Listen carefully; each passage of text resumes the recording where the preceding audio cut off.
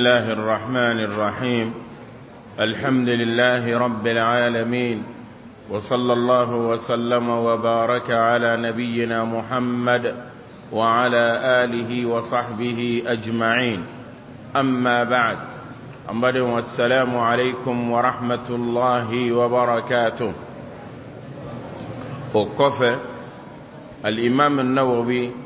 رحمه الله تعالى ألم هننا على أن إسلام يدوني كالبارك لبلجلي أكاد كتاب بركة ما يكونوا نوي رياض الصالحين أننا نبوندا دوي من بايرا كفا حرم يلين دو شريالا أتمنى في ما كم مسول لاجه ولي كاجتي منه كمانغوتو دون كسرقة لا كلمة وريه كسرو sharia ka layini krengrene dote a koronana. Sharia ka layini krengrene obina fo ni mami mbafe ka furu ona nyogona na borola ka wali muso otma ka jeti mene wali ka maga ala ka farin nuguya na nuguya baliya don wali ka ere analyse ka chenya na ka chejuguya bele jelen don ka sorokati da okan ko nyefo mowe otma enkomania mimbe ola kololo mimbe ola oye fenye mimbala ni aharam ya lendo kuma ala kira ya fo chugomina kishi ani nema bama hadithin kononana ko ala kira ko kishi ni nema ba ama amangan muso iki maga musola wali ke muso jetimina wali che iki maga musola wali ka jetimina kasroka ta allakali mawareye kafoni muso masna ibe karsa muso don wali ni mbogo tigini anugulendo ajelendo achekanye ka mangutu oyefenye femimbala ni ahram ya lendo fonna ya sorola ni sharia ka lanyini ndo ba kono sharia ka lanyini ba kono muye ni mami mbala alere ni Allahu ta'ala che na ba feke muso infuru otmana fe abinye iga abalma muso do okana kana jeti fo ina wala balma kedo okana kana jeti fina au ambalma muso furutai akajan wali akasuru wali chamancha mogodo wali afinendo wali ajelendo wala nugulendo wala nugulente wala burokonu bita ayre fari tige chugo bita na ya surani alache mangutu kunde abafe ka furu ode garadu shar'iyye islamaya kal layini doba kono kuma abafe ka furu otuma bashite ola menna bora ola ka kella kalifenyete oye fenye femi mbala na haram yalendo ni bele jele nenga lebu doye oni mo mi ya jetimene ke muso yere mangutu dron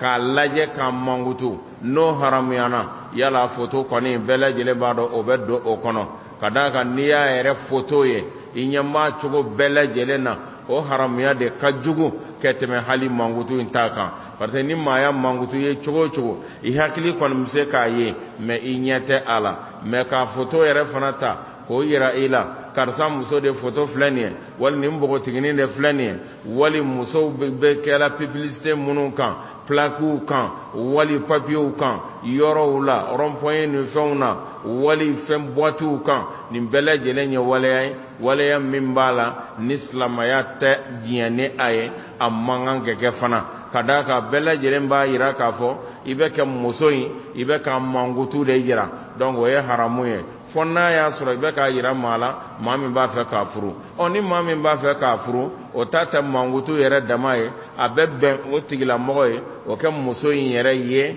anyeda langolo wala bolo kalaw ana sen kalaw bashita ni shila otman ni ba fe ke musofuru ni ko laje yere ni alache ni be furu nyini ndela otman ni ya laje ka jeti minake otman fa kasra ina zumu haramun dobe ni ba fe otman fa ini ka demandi lado akola ka fi be muso infe o ma yelen ko fe ife yere ni alache adabo kunte wali muso flaliye adabo kunye isabe yere do meni nanaye chiana ni muso a chaka jugu wali chiana ni muso ya kasrun wala beni chogana yo don ala o tumana fɛ i bɛ se ka a furu jɔ i y'a lajɛli min kɛ o ye o tɛ baasi ye alisilamaya la ka d'a kan mun na laɲini ɲuman b'i kɔnɔ n'o de i b'a fɛ ka muso ni i b'a fɛ k'a furu nka a man kan fana a yera e min fɛ i b'a fɛ k'a furu e ka laɲini ma k'a ye e fana ka taa mankutu mɔgɔw ye wala e ka taa lebu mɔgɔw ye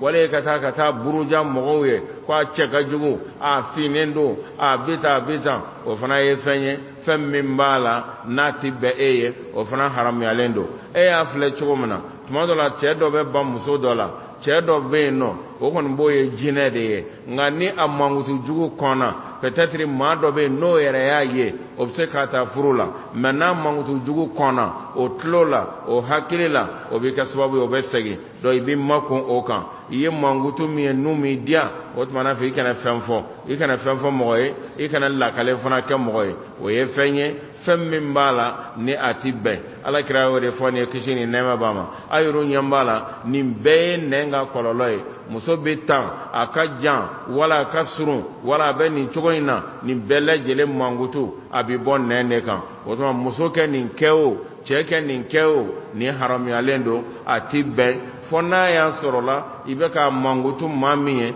effectivement a bɛ musoko yɛrɛ la a b'a fɛ ka furu kɛ o tuma baasi t'a la an b'a fɔ yɛrɛ non baasi tɛ o la baasi tɛ i yɛrɛ kana i n'a fa ka sigi denmuso kana wali n'a balima dɔ ka sigi denmuso kana salon n'a ɲɔgɔnna kɔnɔ i ka sigi k'a ye a ɲɛdaw a kankalaw a bolokalaw senkalaw i k'olu lajɛ n'a y'a sɔrɔ i ka muso furuta don o tuma na fɛ baasi t'o la n'a mɛ k'i ka furuta ye o tuma i bɛ segin mais i kana taa ka taa a mankutu tiɲɛ o ye fɛn ye fɛn min b'a la ni a ti bɛn ni alakira ka ladili ye kisi ani nɛɛma bɛ a ma nin bɛ mun yira aw la nin b'a yira an na silamɛya kɔnɔ muso ka kan ka sutura k'a se degré min na silamɛya kɔnɔ muso man kan ka bɔ abada k'a sɔrɔ a fan bɛɛ lajɛlen datugunen tɛ yarɔ maa tɛna nin fɔ an ka nin bi tile in na ni k'i bɛ nin hadisa ye fɔ mɔgɔw ye u yɛrɛ bɛ yɛlɛ i la ka mankutu wa a yɛrɛ fɛn bɛɛ lajɛlen bɛ kɛnɛ kan a bɛ culotte don ka bɔ a bɛ t-shirt don ka bɔ mɔgɔ si ma c'est-à-dire a b'i n'a fɔ cɛ wallahi an filɛ wagati min na bi cɛ caman bɛ a suturalen don ka tɛmɛ hali muso kan yarɔ mankutu ko kuma t'o la a mankutu maa ye kana mankutu maa ye a marabatigilama yɛrɛ kɛlen don bɛɛ lajɛlen ɲɛna a yɛrɛ b'a dabɔ a kama k'a yɛrɛ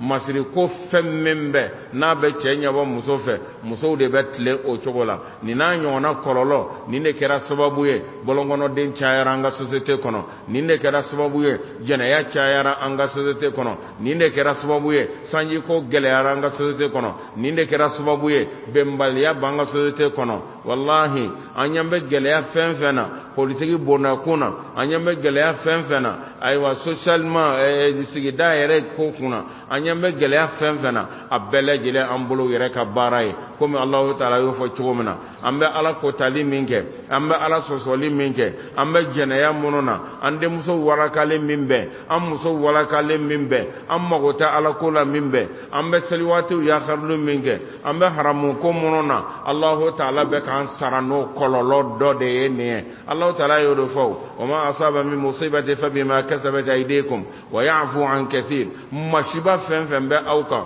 balawu fɛn fɛn bɛ aw kan k'a bɛɛ lajɛlen laseli ye aw yɛrɛ bolo bɛ fɛn min baara n'i y'a lajɛ politiciens bɛ sigi hakilitigiw bɛ sigi alimamuw bɛ sigi association bɛ sigi société civile bɛ sigi bɛɛ lajɛlen ko ka jamana dilan mais maa si tɛ yen nɔ min da bɛ se nin n'a kɔlɔlɔ ɲɔgɔnna ma o tun b'a jira k'a fɔ Allahu taala y'an da ka katɛlɛ ko min da an kan o ye kuranna in de ye ala ya'lamu man khalaq wa huwa al-latiful khabir ala de b'a dɔn an bɛ utiliser cogo min na mais n'anw banna o kuranna in na an bɛ laban nin cogo in de la wa ko in bɛ cogo min na politique ko tɛ fɛn wɛrɛ tɛ an yɛrɛ de ka kan ka segin ka taa Allahu taala ma an yɛrɛ de ka kan ka tuubi ka taa Allahu taala ma ala y'o de fɔ wattaqu fitnatan la tusibanna alladhina zalamu minkum khassa ala kira fana ko te kisi ni nɛɛma b'a ma man ra'a minkum munkaran falyughayyiru bi yadi munkaru n'o ye kojugu ye o si tɛmɛnen tɛ ka tɛmɛ filankafoya kan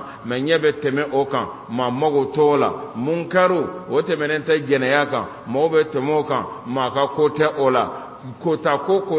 kata ko kabaira jurumin damanda o de yere kelembe bi bela jele nyambe ala amarabatiga lamado me o yere koni ni yere faratela ola nyani kala ma tieno tere nyani kala do yere de be olu yere be jigi ila okola kika kuma kacha wali yere ka ini olu yere do la halala je munu yere be ko hamimbe ola munu yere be sote hamimbe ola ni yere do la halala je ala kota tola ibe kabako ya akola donc ko e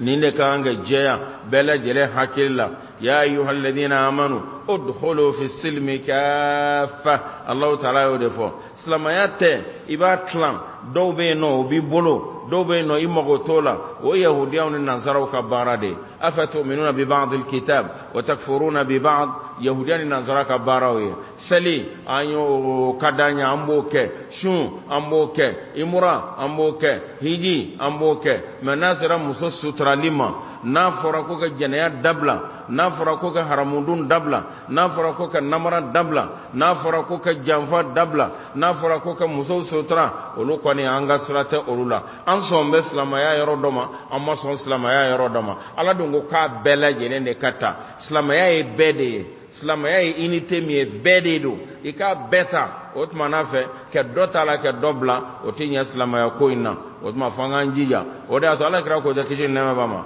man ra'a minkum munkaran falyughayyiru bi yadi fa illam yastati fa bi lisani fa illam yastati fa bi qalbi wa dhalika adhafu al-iman nimma mi ko juguye awla kwa tigila mogo ka yelema na boloye ni sebe iye ni tisola ki ka yelema ni neye kafo ni setola otmana fe ka yelema ni iduzukunye ala kra yere ko kishin nema bama wa dhalika dusukuna tam min fla oye adhafu al-iman liman yabbala jalil sadir ni sero degre konna ko halo fanati dusukuna chieli mimbe jamana kono jeneya mimbe flankafoya mimbe aywa dlomi munumbe aywa kojugu mimbe hali e dusukuna eteko ko kon kira ko walaysa ba'da dhalika mithqalu habat dharratin min iman kullu man yaftini ta o kofe wa o façon fanana namma yo yamor ni nyumanke ni Allah Ta'ala nan nanani halakiliye otmana fe abe bela jelen chekata abe bela jelen halaki tasma fen mena jigi kota kelaw kan aw saliba ma nyuman tawhidi tigu abam bela jelen jekata nayanda de ko jugo kan otma alkiyama Allah Ta'ala be sekata mo bo nyogona yenno oda to ala kira ko kishine nema be ama haditha kenaman do kono ko jama kulu dobna wuli kata ku bita alkaba nofe ku bita achi ko Allah Ta'ala be u halaki Allah Ta'ala be dukulo karne uye amba Aisha to ala kirama kishine nema bama ko Allah Ta'ala bu halaki chogodi wa fihimus suqa mawbula muye dogo jolawye sadiro lutaye commerçant de do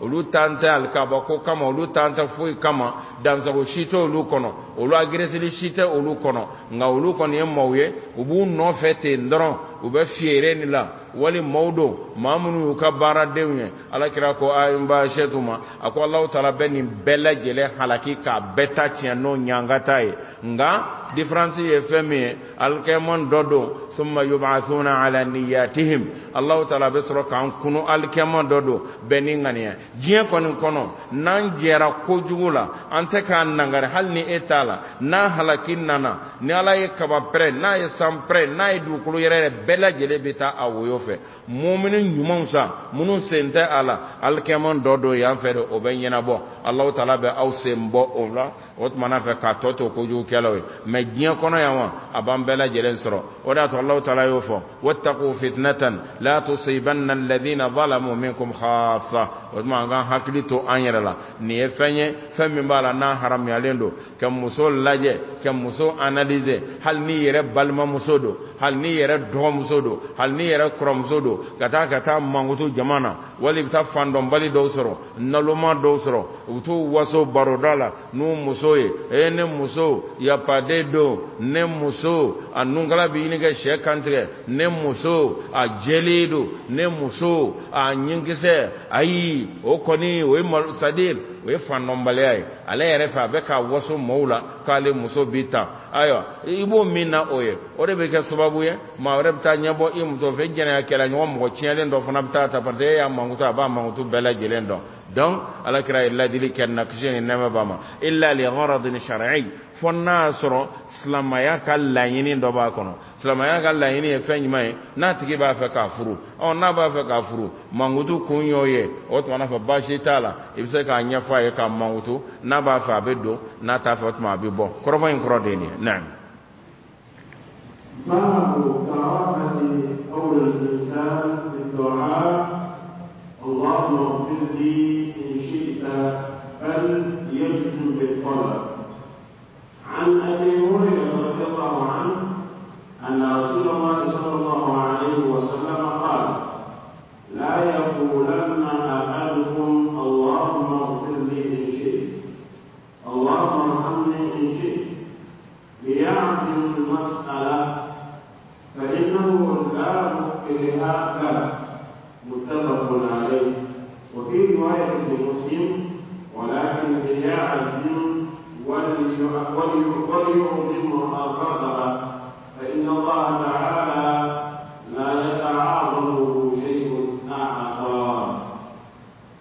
نفنا يبونداي من با يرخافو ما نيبه دووكه نيبه الله تعالى وله ikini ka duwawu dulon ni kɔrɔ ala n'a yi diya yafama ala n'a yi diya hinana nin fɔli ye haramu ye nin ti bɛn ala kira y'an ladon la kisi ani nɛɛma bɛ a ma o kɔfɛ a nana ni hadisi ye hadisi min b'a la ni bukhari ni muslimu n'u bɛɛ lajɛlen bɛnn'a kan ko ala kira ko kisi ani nɛɛma b'a ma la yaqulanna ahadukum اللهم اغفر لي إن شئت اللهم ارحمني إن شئت وليعزم المسألة فإنه لا مكره لله سبحانه وتعالى أكما ينكر يدي كولا كرا كو كيشين نما باما نمامي نبت دووك إكنافو كو ألا هننا نايديا إكنافو ألا يفما نايديا وليعزم المسألة إكجي يكدوو إكاتيكا بي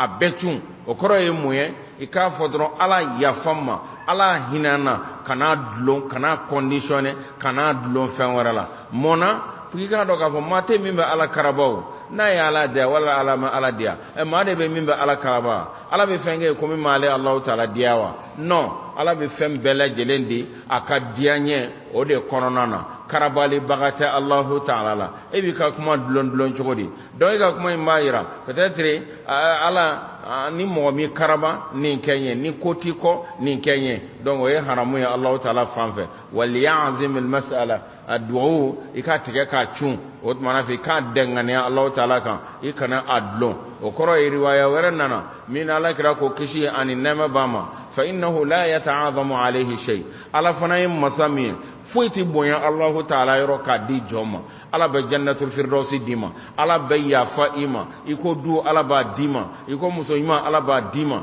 i ko k'i kisi ala b'a di ma foyi man bɔ ala bolo k'a fɔ nɛɛma dɔ de bɛ allah taala bolo tiɲɛ yɛrɛ la ni nɛɛma nin non nin tɛ se ka di jɔn ma o tɛ allah taala bolo ale allah taala ye hinɛ masa ye o k'an kelen kelenna bɛɛ filɛ fɛn dɔw b'an bolo an b'o bonya deli ma o i yɛrɛ ka du i ye min dilan i yɛrɛ kama a bɛɛ maa si tɛ sɔn k'a fɔ ko o du i yɛrɛ bɛ min kɔnɔ k'i b'o ta k'o di k'i yɛrɛ ka taa luwanse la o ka bɔ i ma wali i yɛrɛ ka mobili ɲuman min dɔ wɛrɛ t'i bolo a kɔ k'o ta k'o di dɔ ma ten o tuma na fɔ o bɛ bonya anw bolo awa ni maa min ni ala y'o tigilamɔgɔ kɛ maa ɲuman ye k'a b'o ɲɔgɔnna kɛ i b'a diɲɛ bɛɛ bɛ a tanu maa o maa mana mankutu mɛn karisa ye du di karisa ma bɛɛ lajɛlen bɛ kabakoya fɔlɔ du in yɛrɛ bɛ pilasi min na bɛɛ bɛ kabakoya ka taa ka mun na o ye fɛnba ye o ka bɔ anw bolo o bonya in o ɲɔgɔn tɛ alahu taala bolo koyi diɲɛ fɛn fɛn Allahu taala bɛ du 10 du 100 mobili yiri ka miliyari k'a ton i kan ka yafa i ma ka hinɛ i la ni sara ka saya sikra nɔgɔ i ma ka t'i don alijinɛ kɔnɔ nin bɛɛ se bɛ Ala ye foyi min bɔ Allahu taala bolo c'est-à-dire ka taa nɛɛma dɔ ye nin ka bɔ Ala bolo tiɲɛna nin kɔni nin kelen nin tɛ se ka di mɔgɔ ma non o tɛ Allahu taala bolo fa inna Allaha la yata'adhamu alayhi shay ni b'o masa sugu deli falyazim almas'ala i ka kan ka duwawu ni i ka kan ka ɲinini ni i ka kan ka fɔ k'a tigɛ k'a cunde ka danni danganaya ta o tuma i kana fɔ Ala n'a y'i diya yafa ma Ala n'a y'i diya hinɛ n na o tuma o ye fɛn ye fɛn min b'a la ni a man kan Alakira ye ladili k'o la kisi ani nɛɛma bɛ a ma nin bɛɛ ye komi aw ɲɛ b'a la cogo min na nin bɛɛ ye nɛn ka baara ye n y'o de fɔ aw ye adamaden ka taa kunkolofilenin na ka taa bila sentigɛ kɔnɔna na minɛn si tɛ adamaden na matériel si tɛ adamaden na suwalan si tɛ adamaden na sinbo si tɛ adamaden na mamuru si tɛ adamaden na min farati ka bon adamaden jɛnini kan ka tɛmɛ nɛn in kan surtout an bɛ réseaux sociaux ko min na nin karisaw y'a kɛ tan karisa y'a kɛ tan kalo na c'est-à-dire ka kalo tigɛ kɛnɛ kan k'i sigi k'i miiri k'a bila ka taa fiɲɛ fɛ e maa o maa fana b'o ta e maa o maa b'o partager e maa o maa bɛ sababu k'o don mɔgɔw kan i n'a tigilamɔgɔ bɛɛ lajɛlen a ye jurumu kelen ye alikɛman dɔ don maa ka kan k'i yɛrɛ kɔlɔsi ma yalfidu min qawlin illa ladayhi raqibun atid maa tɛ kuma si fɔ fo a ka sɔrɔ Allahu taala ka kɔlɔsili mɛlɛkɛw f'u bɛ i kɛrɛfɛ wala taqfu ma laysa laka bihi ilm inna as-sam'a wal basara wal fu'ada kullu ulaika kana anhu mas'ula ni Allahu taala kanye kana tugun kibaroya kɔ kibaroya min b'a la n'a dɔnniya t'i bolo ka d'a kan mun na i tulo lamɛnni ani ɲɛna yeli ani dusukun i bɛ ɲininka ka bɔ nin bɛɛ lajɛlen ma alikɛma dɔ don o tuma nin ye kuma ye maa ka kan k'i yɛrɛ kɔlɔsi kuma min na n'i bɛ Ala deli i ka danganiya tigɛ k'a cun Ala kan i kana fɔ Ala n'a y'i diya Ala n'a y'i diya yafa ma Ala n'a y'i diya yafa ma kodɔnbali dɔw fana bɛ taa fɔ ko n tigɛ Ala ne t'a ɲini fɛ i ka latigɛ kunbɔn kan dɛ nka n b'a ɲini fɛ kɛ hinɛ na i ka latigɛ kɔnɔ nin bɛɛ lajɛlen ye fandɔnbaliya kan ye munna i t'a ɲini Ala ka latigɛ bɔ i kan Allahu taala bɛ ka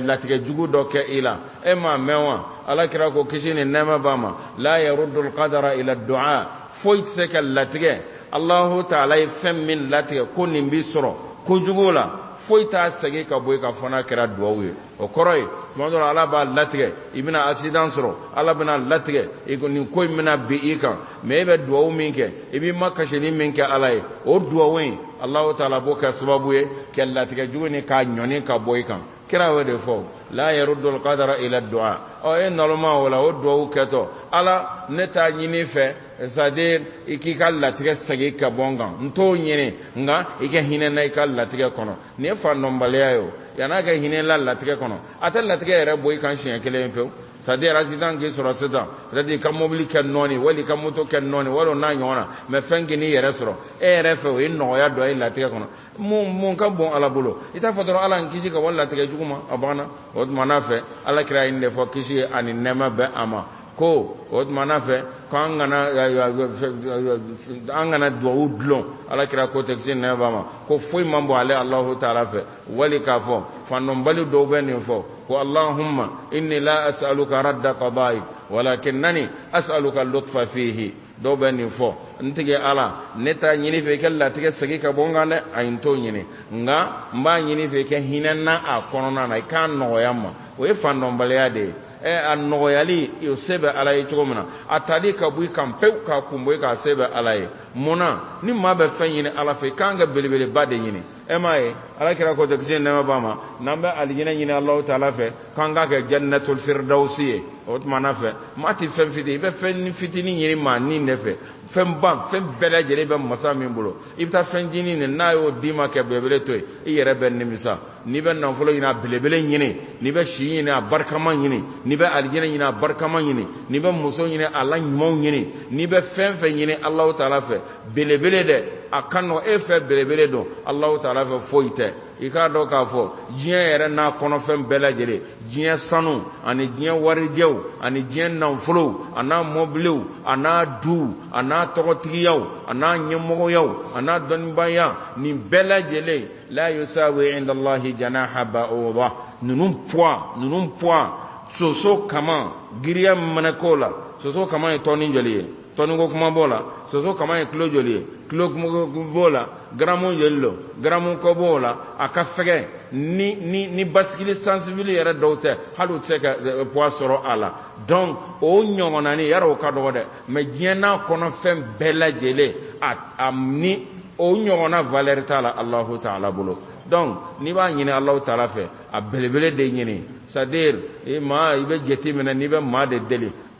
tiana fen fana deli min ba se ko la ko ni tora ka ni deli ba fi na ko ni se ta ida o yan wara ma de o ya on dan fen ma Allah ta'ala la yata'azamu alayhi shay fem bela jere mbale alabulu lillahi ma fi samawati wa ma fi al-ard sanfara kono fen du ko lo forfa bebale Allah ta'ala bulu iki jigida Allah ta'ala kelem pewde kan ma kini jigida dan fen kan wallahi mate ke iti jigite waro abada ere jigi dambe danfe minga ere hakilla ni danfe mimbe ka ko kai na lete o mai itetige iyera la fo Allah ta'ala ko ni kene karaba inyana ki jolento seti ye dabalite iye tuguni we jigi waro le no me danfe kan do mo ka jigi dankala no mo be barake nyogon fe mo be mo nyogon sara ni bela jere tie teriyaw be je nyogon be fa nyogon demen be ni bela jere tie me ki jigi dam ma kan o chogolate o ye fa nombale o ye tawhidi doye ibada Allah ta'ala de kan ijigi mena da tigi mena nya chogo sini ngana afse ka fatu Allah ta'ala dum fa fatu ijigi dara kan chogo famado abe bo fama ya labbi ijigi dara kan nafulo tigi do ay bon nafulo tigi arabe ou bien ate eson do iki jigi da masami mbala nale be hina kabun iki jigi da masami mbala nale tatiban ma indakum yanfad wa ma inda Allah baq mimba on arama dombolo abiban yanfada abiban pele parce que na ma banque to ya ebe banka to ya ayi nafolo tigiya koni non ino kon ti de kaburu kono kele e ka ta ka chamman tonen to ikoya we aspect doy wali ala le rekata ke eto ka foye kon betana ibe chena ka non abada amma menaka chugo ni saya kon ma ban Allah ta'ala be koli do ka aban wala be banka wala na volotiki jojol do nube miliaru tuko hala do utuka du do abada nume aywa shagi dayela ke du sebe on fle halu te du non dadon de yere ta bela jere yorodon meni shi ni teta ife kira ko te kishi ani nema bama yaqulu ibn adam mali ko adama dembi jotma be gannan fulo foyti ye kannan fulo la iye mindo no bana iye minga finiye ni yodo ila ani ye mimbla iyere nya alkema dodo kunde adama den kannan fulo e oda to kira de la ka fokushin nema bama konne ko sahabaw ne baw nyininga aw jombe yenno itienta de nga nan fulo kadi iye keteme iyere takan kira yini nyininga like yaro sahabaw kon fo bela jene ba fo ko konte ka fo mabe i denga nan fulo kadi keteme takan ayi bela jene ba ko te mais ni yala jan realite en chamambite kada kan nan fulo be ebolo ita nyuma ya kala ita jagabo ala ita misigina demala ita dina deme ala o man fulo ni be ka korokoro etna toyin ebena ta ko to dondola otmana fa ko de goto etiata dombolo etalla ke kam mimbe ala o de sarakai donc koro e ka fo ma ke saraka bo ma ke hine ma ke nafulo jagabo ma ke Allah taala ka aywa frontière tle e ka nafulo la yani ka saya se ima kada ka mona o de tay subhanallah ala yere bi bolota ka boy kan nafulo la nya yere kono ya fulo e mai nafulo tige hal ni miliyari ta kemen na kemau be ikon ni saya bana yere yimene ko siga kerima ala yɛrɛ b'i bolo ta ka bɔ i ka nafolo la fɔlɔ parce que n'i sera o degré la a ti bɛn i ye tuguni i kɛ hali testament kɛ ko kɛ nin di karisa ma fɔ n'a kɛra i ka nafolo un tiers ye ni i ka nafolo tila 3 ye ni miliyari 3 bolo 2 ala yɛrɛ b'o bɔsi i la i ma taa fɔlɔ koyi i ma sa dɛ i ma taa i bɛ yan yɛrɛ i bɛ dilan kan fɔlɔ kan i bɛ ŋuna na se bɛ saya ma kɔnɔ na o y'i ka nafolo yɛrɛ a 2 tiers yɛrɛ minɛli la ala yɛrɛ fɛ ka ban hali bi i ma fatu fɔlɔ i bɛ diɲɛ yɛrɛ kɔnɔ yan foyi tɛ daga ye f'i ka nafolo un tiers i bɛ se ka wasiya min kɛ o la o y'o ye o tumana fɛ ni e sar'o la k'a sɔrɔ e mɛ fɛn bila i ɲɛ fɛn min b'a la n'a bɛ se ka kɛ i kun ma kala ye i ka nafolotigiya bɛ kɛ fu ye i ka kɛnɛya bɛ kɛ fu ye i ka fɛn bɛɛ lajɛlen a bɛ kɛ fu ye ka d'a kan mun na i y'o labɛn k'o to i kɔmɔgɔw de bolo yan i ka nafolo i kɔmɔgɔw de ta ye e ni min bɛ taa o de ye ni foyi tɛ taa fana kɛra kasange ɲɛ peut-être prégali 120 o mètre damadɔ k'i lameleke o la i bɛ taa ni o de hali ala ma taa barangali an t'a to i nɔfɛ an bɛ segin n'a bɛɛ ye hali dɛbɛnkolo an bɛ segin n'a bɛɛ lajɛlen de ye an bɛ kasangeni dɔrɔn de to i la yen ka sɔrɔ k'i datugu n'o ye ka na an da i ka miliyari kan yan wa an t'an da ka ye ɲɛnama dɛ n'a y'a sɔrɔ i y'a sɔrɔ halala la an bɛ fɛn fɛn dun a la yan ala b'a baraji se ma kaburu kɔnɔ mɛ n'a y'a sɔrɔ i y'a fara ɲɔgɔn kan fana haraba la binganiw na haramu na walahi dɔrɔmɛ kelen a tɛ dépense a la haramu in na n'a tasuma mɛ jigin i fana kan kaburu kɔnɔna na yen nɔ ka d'a kan mun na e de y'a sababu ye o tuma den ninnu muso ninnu e de kɛra sababu ye ka nafolo ɲini sira jugu ma sira ɲumanw na k'a fara ɲɔgɔn kan dɔrɔn k'a t'olu bolo e ka sɔrɔ k'i kɔ don a la i muso n'i tilala dɔrɔn kalo 4 ni su tan o bɛ taa furu cɛ janjigi wɛrɛ ma n'i taara n'a ka misɔrɔ sɔrɔ i bɛ ala kali ko kabini ala y'a da k'a tɛ cɛ wɛrɛ dɔn ni nin tɛ e ɲinɛ kɛra e kɔ o k'a sɔrɔ e ye nafoloba dɛgɛ in to a bolo donc a y'a sɔrɔ haramu fana na donc o de y'a to maa ka kan ka i yɛrɛ kɔlɔsi kosɛbɛ maa ka kan k'i janto i yɛrɛ la surtout diɲɛ laban in na a ko in tɔ man ca alakira y'o de fɔ a'maru ummati ma bayna 60 wa 70 k'ale mɔntɔn ku si bɛɛ san 60 san 70 ni ɲɔgɔn cɛ wa qalilun man yatajawazu dhalik maa min bɛ tɛmɛ o kan ko man ca dɛ maa k'i hakili to i yɛrɛ la i ka se k'i ka kɛnɛya i ka a diyabɔ ka diyabɔ ni ala ko ye k'i ka nafolo diyabɔ ni ala ko ye nafolo yɛrɛ sɔrɔkun min bɛ a la i ka dilanni kɛ ni a ye i ka alikiyama ɲini ni a ye e ka nafolo mana kɛ sababu ye ka alijinɛ lase ma walahi i ka nafolotigiya a ye fɛn ɲɛ ye mɛ n'a kɛra sababu ye ka tasuma fana lase ma i ka dɔnni bɛ ten i ka nafolo bɛ ten i ka du bɛ ten i ka denw bɛ ten i ka muso bɛ ten يا أيها الذين آمنوا لا تلهكم أموالكم ولا أولادكم عن ذكر الله على مورفا ومن يفعل ذلك نما من يوك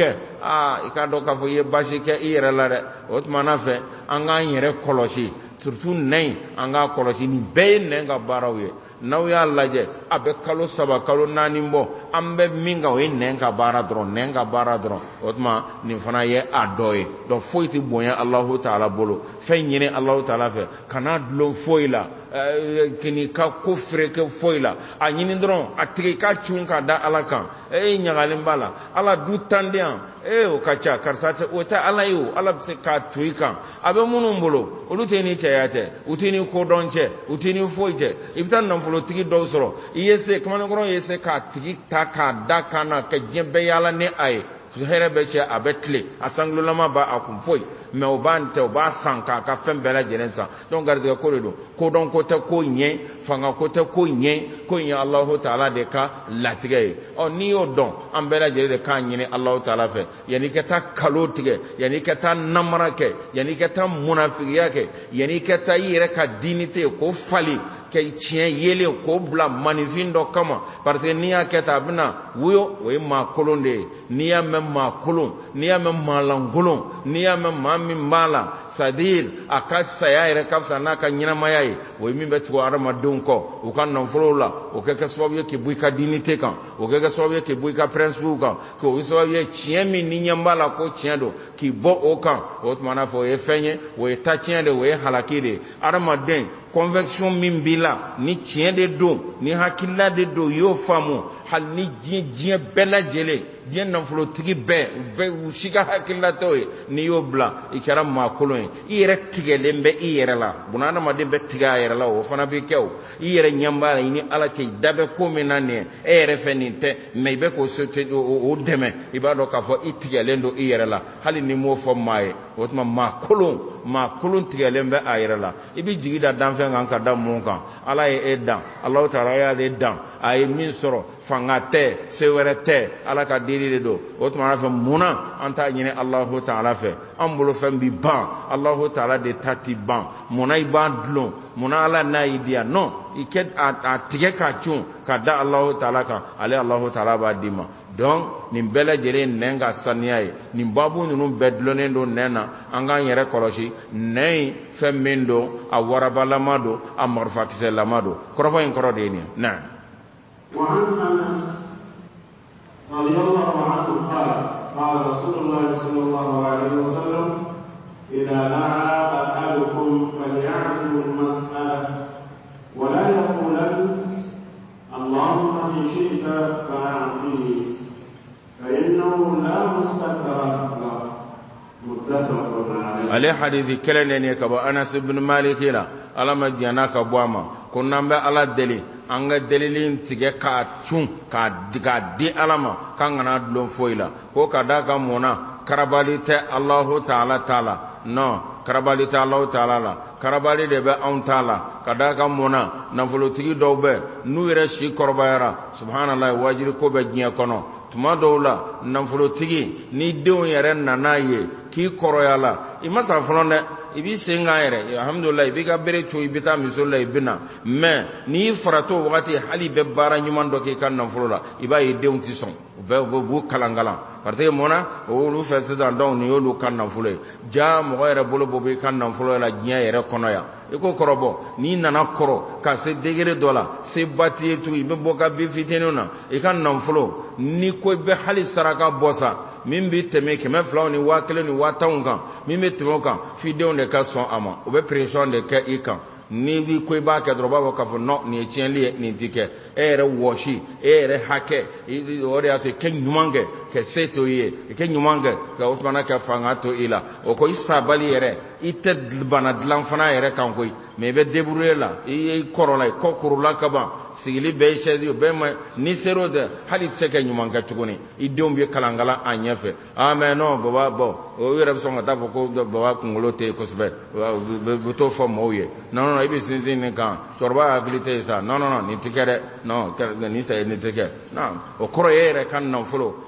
maa wɛrɛ bolo donnen filɛ a la e yɛrɛ se bannen filɛ o tɛ kaburu ye fɔlɔ dɛ o tɛ salen ye fɔlɔ dɛ diɲɛ yɛrɛ kɔnɔ yan fɔlɔ donc maa kan k'i hakili to i yɛrɛ la awa nin nagasi kuma in bɛɛ nin bɛɛ bɛ anw adamadenw de kɔ Alahu Taala karilen bɛ ka bɔ nin bɛɛ ma fɛn bɛɛ b'ale Alahu Taala bolo i b'i majigi mɔgɔ ye ka da nafolo kan mun na i b'i kunsiɲɛ mɔgɔ ye ka da nafolo kan mun na i b'i ka principe bila ka da mun na i bɛ kalon baara ka da mun na i yɛrɛ tɛ fɛn min ye i b'o da mun na i bɛ don kalon na maa kama mun na ala ye min sɛbɛn lawhul mahfuzu kɔnɔ hali n'i ye nɛgɛ minɛ ɲin na a tɛna se ka fɛn di ma ni o tɛ o tuma n'a fɛ o ye fɛn ye maa kan k'i jigi da Alahu Taala kelen pewu de kan a ye fɔ nin de ma ko tawakkulu ni maa min jigi da Alahu Taala kan Alahu Taala bɛ i wasa mais n'i y'i jigi da danfɛnw kan ka Alahu Taala to yen i bɛ to kalon na i bɛ to namara la i bɛ to maafɛmɔgɔya la o tigilamɔgɔ bɛ kɛ i n'a fɔ kurusi mugu de y'a dɔn kurusi mugu kɔni fiɲɛ minnu cɛ ka taa fan fɛ o bɛ yen ni jala tun sirilen dɔ ka ban donc maa man kan ka ko ye maa kan ka kɛ principe tigi ye i ka kɛ maa jɔlen ye i ka kɛ maa ye awa maa si tɛ se ka jɔ fo n'a kɛra tiɲɛtigi ye hali c'est-à-dire f'i ka kɛ tiɲɛtigi ye ka tiɲɛ de baara ka ala de bila n'o kɛra Alahu Taala fana bɛ don i kɔrɔ o tuma Alahu Taala b'i ka kow ɲɛ i bolo an bɛ diɲɛ namara mun na an bɛ diɲɛ kalon mun na c'est-à-dire nin bɛɛ lajɛlen ye fɛn ye parce que Alahu Taala yɛrɛ hakɛ dɔnnen tɛ i fɛ wa ma qadarullah haqqa qadri wal ardu jami'an qabdatuhu yawm al qiyamati was samawati matwiyatun bi yamini subhanahu wa ta'ala amma yushrikun Alahu Taala ka bon fɛn bɛɛ b'ale Alahu Taala ka dɔnni kɔnɔ fɛn bɛɛ lajɛlen b'ale Alahu Taala bolo se bɛɛ lajɛlen b'ale Alahu Taala bolo o tuma ale Alahu Taala de bɛ dili kɛ n'i bɛ fantanya la bi ala makɔnɔ ala deli sini Alahu Taala bɛ se k'a d'i ma lillahi ma fi samawati wa ma fi al-ard ko ye ninde o tuma ni ba nyini a bodro ka tike ka bi ala koro Allah taala de taya be o tuma kana manma ko nyini sadir kana manma ko nyini be moto dron nyini mona mobli nyini mona ite mobli belebelo nyini mona aba Allah taala de bulu fa inna Allah la mukriha lahu karabali bagata Allah taala wala yata'adham ma indahu fa min bali Allah taala fana bulu soni fana ati bonyale ala nya koro dili fana ma koro fa in koro de ni na ni kana be ko ala ko tasirfe malo wa ko ala kan du chaya ala kan du senana yani kuma akali wa nako ijugu ta dogo ya shi akele asena se bali ayila ala itanga ala ki tanga ko be jugu madron a chaya na chaya oko alnu masila na mugwana tanna nutura ke nyon suraila adole unasila koi sadir ika ala kishin jugu toro madron ni philosophie do façon non mais bamanan ba fo akoro emiye ni jugu ndanyale bamanangana akoro e koni hali ni chefan dai sengore tseka ci tuni ma kunu